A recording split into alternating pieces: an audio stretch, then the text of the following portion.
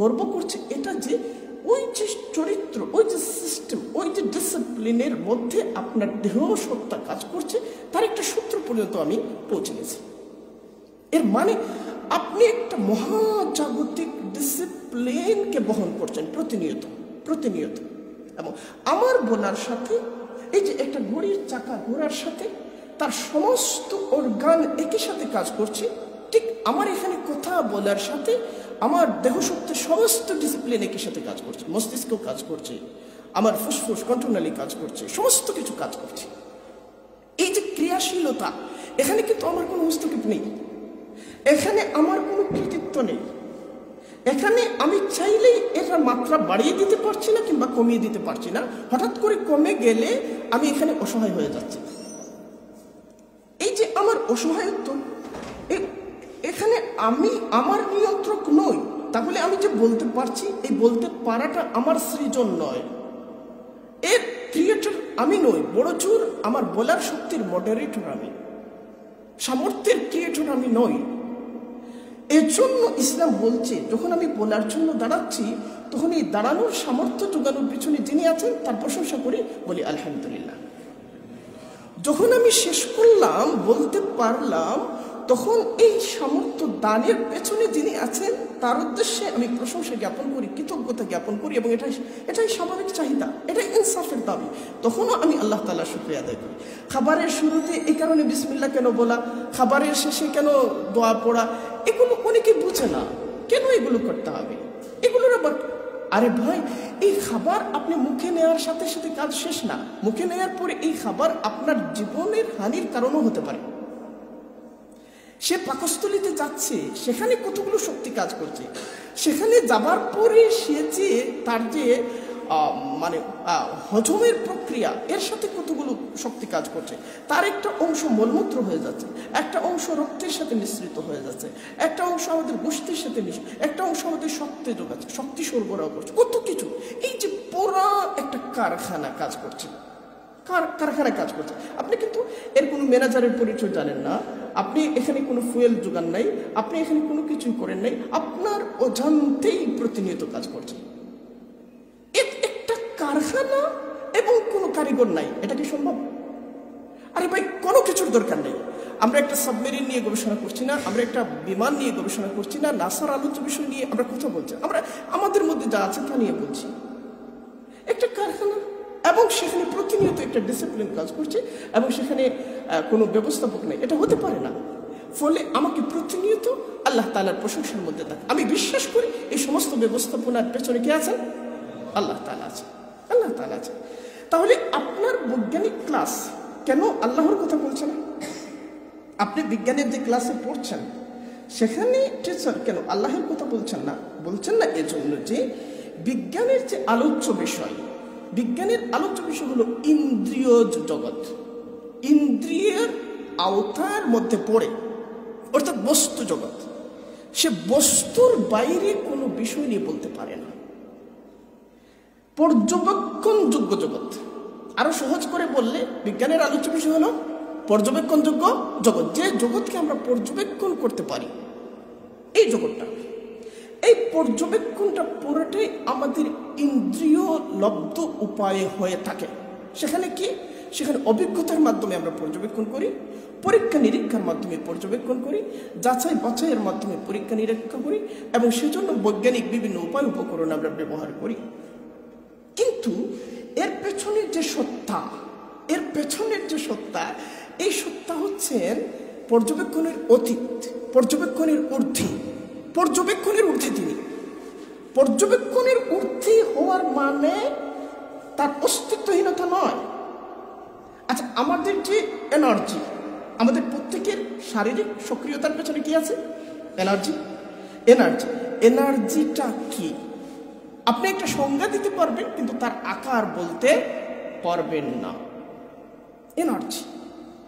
দেখেন, আমাদের যে ডিএনএ, এই ডিএনএ 99.99% হচ্ছে শূন্য, শূন্য।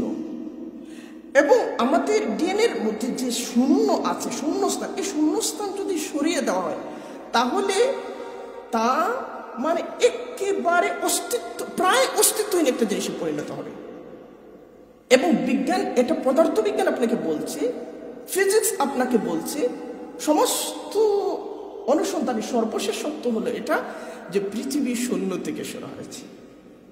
শক্তির সর্বশেষ এককটা অবস্থান করে শূন্যের মধ্যে, এবং অ্যাটমের সবচেয়ে প্রধান অংশটা হলো শূন্য, এবং এই শূন্যের মধ্যে নিহিত তার শক্তি। এই শূন্যটাকে আপনি স্পর্শ করতে পারছেন না, এই শূন্যটাকে আপনি অধিকার করতে পারছেন না, এই শূন্যটাকে আপনি ইন্দ্রিয় দ্বারা জয় করতে পারছেন না। ফলে শূন্যর মধ্যে থাকা মানে অস্তিত্বহীনতার মধ্যে থাকা, এটা কোনো বিজ্ঞানী বলতে পারে না। তাহলে এটা কারা বলেছিলেন? একদল দার্শনিক বলে। নাস্তিকতা, আধুনিক নাস্তিকতাকে এই পর্যায়ে নিয়ে আসার পেছনে প্রধানত বিজ্ঞান কাজ করে নেই। একটা হলো বৈজ্ঞানিক ট্রুথ, আরেকটা হলো বিজ্ঞানীদের মতামত। কতিপয় বিজ্ঞানীর মতামত আছে এবং প্রধানত দার্শনিকদের মতামত আছে, দার্শনিকদের বক্তব্য আছে। দার্শনিকদের বক্তব্য থেকে জন্ম নেয় অনুমান থেকে, সংশয় থেকে। অনুমান, সংশয়, আত্মজিজ্ঞাসা থেকে জন্ম নেয়। এখন আমি যে কথাটা দিয়ে শুরু করেছিলাম সেটা হলো, আপনার জিন্দেগি একটা ডিসিপ্লিনের মধ্যে আছে। আপনি নিজের উপর ইনসাফ করবেন, এর মানে আপনার জীবনকে এই ডিসিপ্লিনের মধ্যে পরিচালিত করবেন, ভারসাম্যের মধ্যে। যেমন ধরেন খাদ্যের কথা, আপনি যদি, নবী আলাইহিস সালাম আমাদেরকে শিখিয়েছেন আমরা কিভাবে খাবো। আল্লাহ তাআলা আমাদেরকে দিয়েছে খাদ্যের জন্য হালাল এবং হারাম। আল্লাহ তাআলা কাকে হালাল করেছেন? তয়্যিবাতকে হালাল করেছেন, পবিত্র জিনিসগুলোকে। কাকে হারাম করেছেন? খাবাইসকে হারাম করেছেন, নিকৃষ্ট ক্ষতিকর জিনিসগুলোকে। এখন যাকে আপনি খাবাইস মনে করছেন না, অর্থাৎ যেমন ধরেন সুদ হারাম, যেমন ধরেন এখানের মধ্যে ঘুষ হারাম, যেমন ধরেন মদ হারাম, অনেক কিছু হারাম। আপনার কাছে মনে হচ্ছে যে না, এটা কোন অর্থে হারাম, আমার কাছে তো কোনো কারণ খুঁজে পাচ্ছি না, আমি মনে হচ্ছে না যে এটা হারাম হওয়ার কোনো যৌক্তিকতা আছে। আপনি কোন জগতে বসবাস করছেন? আপনি যুক্তির জগতে বসবাস করছেন। যুক্তির জগতেই সত্য মিথ্যা নির্ণয়ের একমাত্র জগৎ নয়। আপনাকে আধ্যাত্মিক জগতের সত্য, আধ্যাত্মিক জগতের পবিত্রতা, অপবিত্রতার সাথে আপনাকে পরিচিত হতে হবে। আল্লাহ তাআলা যখন কাউকে হারাম বলছেন, কাউকে হালাল বলছেন, কেবলমাত্র যৌক্তিক কাঠামোর ভেতর থেকে, আমাদের সীমাবদ্ধ জ্ঞানলব্ধ যে যৌক্তিক কাঠামো তার ভেতর থেকে না, কেবলমাত্র আধ্যাত্মিক ইহজাগতিক কাঠামোর মধ্যে না, বরং আমাদের প্রত্যেকটা অভিব্যক্তির সাথে আমাদের এই জগৎ কেবল যুক্ত না। দেখেন, বস্তুবাদী দর্শন আপনাকে কি বলে? আপনার সমস্ত অভিব্যক্তি হলো এখানকার সাফল্য কিংবা এখানকার ব্যর্থতার সাথে যুক্ত। আর ইসলাম কি বলে? যে আমরা এখানে যে জীবনে এসেছি, এই জীবন আমাদের শুরুও না, এই জীবন আমাদের শেষও না। আমাদের এখানকার প্রতিটি অভিব্যক্তি, প্রতিটি কাজ আমাদের পারলৌকিক সাফল্য ব্যর্থতার সাথেও যুক্ত। ফলে বিজ্ঞান যেভাবে আলোচ্য বিষয়ের ক্ষেত্রে একটা সীমাবদ্ধতার মধ্যে থাকে, অনুরূপভাবে এখানকার যে মানে নৈয়ায়িক দর্শন, অর্থাৎ যে আপনাকে এথিক্স শেখাবে, যে আপনাকে ভালো মন্দের বোধ শেখাবে, যে আপনাকে নৈতিকতা শেখাবে, এর পেছনে যে দর্শন কাজ করে, তাও ইহজাগতিকতার সীমাবদ্ধতার মধ্যে আবদ্ধ। এই ইহজাগতিকতাটাই হচ্ছে সেকুলারিজম। সেকুলারিজম একটা বাংলা অনুবাদ করা হয় ধর্মনিরপেক্ষতা, এটা ভুল অনুবাদ। সেকুলারিজমের বাংলা শুদ্ধ অনুবাদ ধর্মনিরপেক্ষতা নয়, ইহজাগতিকতা। এটা ইউরোপে যে রেনেসাঁ হয়েছে, ওই রেনেসাঁ থেকে জন্ম নেয়া একটা প্রপঞ্চ। এবং এটা আমি বলি রেনেসাঁ থেকে না, এর আগে খ্রিস্ট ধর্মের সীমাবদ্ধতা থেকে সে জন্ম নিয়েছে, এবং আরো আগে রোমানদের কালচার থেকে জন্ম নিয়েছে, আরো আগে গ্রিকদের ফিলসফি থেকে জন্ম নিয়েছে। তো এই যে সেকুলারিজম, এটা কেবল যে সাংবিধানিক একটা বিষয় না। সেকুলারিজম এমন একটা প্রপঞ্চ, সে আপনার পুরো জীবনকে নিয়ন্ত্রণ করতে চায়। অর্থাৎ আধুনিক সভ্যতার কোনো ধর্ম যদি থাকে, আধুনিক প্রত্যেক সভ্যতার জন্য একটা ধর্ম তো দরকার। আধুনিক সভ্যতার ধর্ম বিশ্বাস বলতে যদি কোনো কিছু থাকে, তাহলে সেটা হচ্ছে সেকুলারিজম। সে যখন আপনার কাছে আসে, তখন জীবনের একটা দৃষ্টিভঙ্গি, একটা শৃঙ্খলা, একটা যাপন বা কৌশল, একটা লাইফস্টাইল, সমস্ত কিছু নিয়ে আসে। সে আপনার জীবনকে ইহজাগতিকতার সীমানার ভেতরে সাজায়, ওই অনুযায়ী আপনার পোশাককে আকার দেয়, ওই অনুযায়ী আপনার খাদ্যকে আকার দেয়, ওই অনুযায়ী আপনার পছন্দ অপছন্দকে আকার দেয়, ওই অনুযায়ী আপনার বৈবাহিক সম্পর্ক নারী পুরুষের সম্পর্ককে আকার দেয়, ওই অনুযায়ী আপনার আয় ব্যয়ের ধারণাকে আকার দেয়, ওই অনুযায়ী আপনার অর্থনীতিকে সাজায়, ওই অনুযায়ী আপনার বিশ্ববিদ্যালয়ের ক্যাম্পাসকে সাজায়, ওই অনুযায়ী আপনার কালচারকে সাজায়, ওই অনুযায়ী সব কিছুর কেন্দ্র ইহজগতে, সব কিছুর কেন্দ্র। কিন্তু ইসলাম আখিরাতের বিশ্বাস নিয়ে যখন আসে, ইসলামকে কেন তারা মানতে পারে না, নিতে পারে না? এজন্য যে ইসলাম যেখানে দাঁড়ায় সেখানে পুরো সেকুলার স্ট্রাকচারটা একই সাথে অকার্যকর হয়ে যায়। কারণ ইসলাম প্রতিনিয়ত আপনাকে বলে যে এই জীবন শেষ নয়, আপনাকে আরেকটা জীবনের দিকে যেতে হচ্ছে। প্রতিটা কাজে, প্রতিটা অভিব্যক্তিতে, এমনকি আপনি আপনার নারী বন্ধুর দিকে কিভাবে তাকাবেন, তার সাথে কিভাবে কথা বলবেন, ওই মুহূর্তেও আপনাকে বলছে যে এই জীবন শেষ নয়, আরেকটা জীবন আছে। ফলে সেকুলারিজম বলতে আমরা যেভাবে বুঝি ব্যাপারটা এরকম নয়, কেবল এরকম নয়, এটা অনেক বড়। সে একটা কালচার, সে একটা লাইফস্টাইল, সে একটা জীবন দর্শন, এবং সে একটা পলিটিক্যাল বিষয়, আমি বলছি যে আপনার জীবনকে দৃষ্টিভঙ্গির জায়গায় যদি শৃঙ্খলা দিতে চান, ভারসাম্যের জায়গায় নিতে চান, আপনাকে পরকাল থেকে ইহকাল বিচ্ছিন্ন করলে চলবে না। আপনার প্রথম দায়িত্ব হলো ইহকালের সাথে পরকালের ভারসাম্য তৈরি করা। এটা করতে হবে, ইহকালের সাথে পরকালের ভারসাম্য তৈরি করা।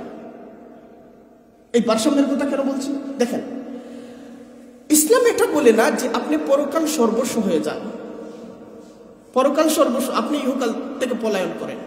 ইসলাম এটা বলে না। ইসলাম কি বলে? ইসলাম প্রশংসা করে আমাদেরকে শেখায়, এমন মুমিনদের প্রশংসা করে যারা আল্লাহর কাছে প্রার্থনা করে রব্বানা আতিনা ফিদ দুনিয়া হাসানা ওয়া ফিল আখিরাতি হাসানা। সে ইহকালের মধ্যেও আল্লাহর কাছে হাসানা তথা সর্বোত্তম কল্যাণটা চায়, পরকালেও কল্যাণটা চায়। ইসলাম এরকম কিছু না যে আপনাকে পরকালের জন্য ইহকাল বর্জন করতে হবে অথবা ইহকালের জন্য পরকাল বর্জন করতে হবে, এটা নয়। প্রথমত দৃষ্টিভঙ্গির জায়গায় আপনি ভারসাম্য তৈরি করবেন, ইহকাল এবং পরকালের মধ্যে সামঞ্জস্য বিধানের মাধ্যমে। দেখেন আল্লাহ তাআলা আমাদেরকে ইমানের পরে সবচেয়ে জরুরি যে আদেশ করেছে সেটা হচ্ছে সালাতের আদেশ। ইমানের পরে আজান হয়ে গেছে না? তাহলে তো সময় নেই। কয় মিনিট সময় আছে? মানে আমার হাতে 25 মিনিট, অনেক লম্বা। আপনারা তো বিরক্ত হচ্ছেন না? আচ্ছা। এখন এই দেখেন, ইমানের পরে সবচেয়ে বড় কোন জিনিসটা ইসলাম আমার কাছে চায়? সালাত, তাই না? দেখেন আল্লাহ তাআলা বলছেন ফাইযা কুদিয়াতিস সালাত, যখন তোমার সালাতটা সম্পন্ন হয়ে যাবে, সালাত শেষ, ফান্তাশিরু ফিল আরদি, ভূপৃষ্ঠে ছড়িয়ে পড়ো। ফিল আরদ, ভূপৃষ্ঠে বাজারের কথা বলা হচ্ছে না, অথবা কৃষি ক্ষেত্রের কথা বলা হচ্ছে না, কিংবা আপনার খামারের কথা বলা হচ্ছে না, কোন সুনির্দিষ্ট বলা হচ্ছে ফান্তাশিরু ফিল আরদ, আল আরদ, অর্থাৎ গোটা ভূপৃষ্ঠের যেখানে আপনার যাওয়া দরকার আপনি ছড়িয়ে পড়েন। কিসের জন্য আপনি ছড়িয়ে পড়বেন? ওয়াবতাগু মিন ফাজলিল্লাহ, এবং তালাশ করো আল্লাহ তাআলার অনুগ্রহ তথা রিজক, হালাল রিজক। দেখেন, সালাতের পর আল্লাহর আদেশ ছড়িয়ে পড়ে। এই যে ফান্তাশিরু ফিল আরদ, ভূপৃষ্ঠে ছড়িয়ে পড়া, কিভাবে আমি ছড়িয়ে পড়বো, কিভাবে সহজ উপায়ে ছড়িয়ে পড়বো এবং সংক্ষিপ্ত উপায়ে ছড়িয়ে পড়বো, দ্রুততার সাথে ছড়িয়ে পড়বো, এটাই হলো যোগাযোগ ব্যবস্থা।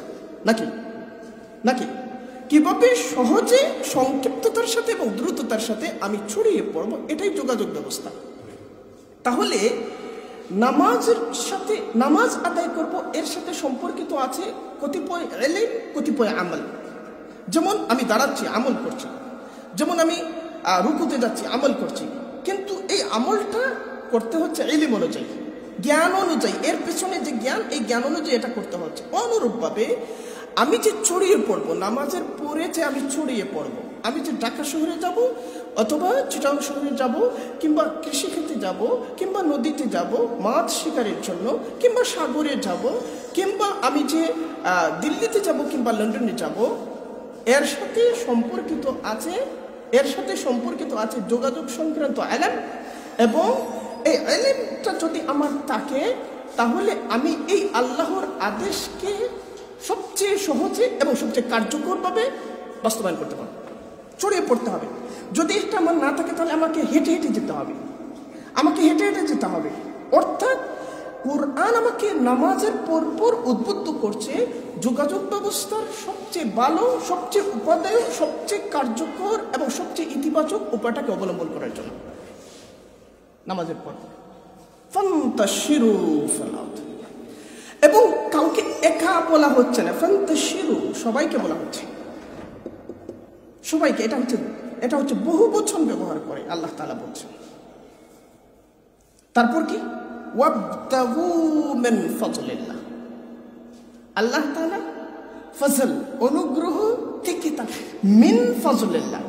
দেখেন, যারা আরবি ভালো জানেন তারা বুঝবেন আল্লাহ তাআলার বাক্যগুলোর মধ্যে যে রহস্য আছে। ওয়াবতাগু, তালাশ করো, ইবতিগা, কিভাবে আমি রিজিক তালাশ করব, কিভাবে আমি সম্পদ, রিজিক হচ্ছে সম্পদ, কিভাবে আমি সম্পদ তালাশ করব, এর জন্য আমাকে সচেষ্ট হতে হবে। এটা হচ্ছে ওয়াবতাগু এর দাবি, ওয়াবতাগু মিন ফাদলিল্লাহ, তালাশ করো আল্লাহ। মানে এটা এমন না যে আমি তালাশ না করলে আমার হাতে চলে আসবে, এটা এমন না যে আমি নামাজের পরে আমাকে এখানে ধ্যানস্থ হয়ে বসে থাকতে হবে এবং আমার জন্য রিজিক রেডি হয়ে চলে আসবে। না, আল্লাহ বলছে ওয়াবতাগু, তোমাকে তালাশ করতে হবে। কি তালাশ করতে হবে? মিন ফাজলিল্লাহ, আল্লাহ তাআলা অনুগ্রহ থেকে। সবকিছু না, যে ওনাকে আল্লাহ তাআলা যে অনুগ্রহ দিয়েছেন সেটা আমি আমার পকেটে নিয়ে আসতে এই চেষ্টা করব না। মিন ফাজলিল্লাহ, এখানে মিন হচ্ছে তাবরিজিয়া, সকল কিছুকে চাওয়া যাবে না, সকল কিছু না। পুঁজিবাদ আপনাকে কি বলে? পুঁজিবাদ আপনাকে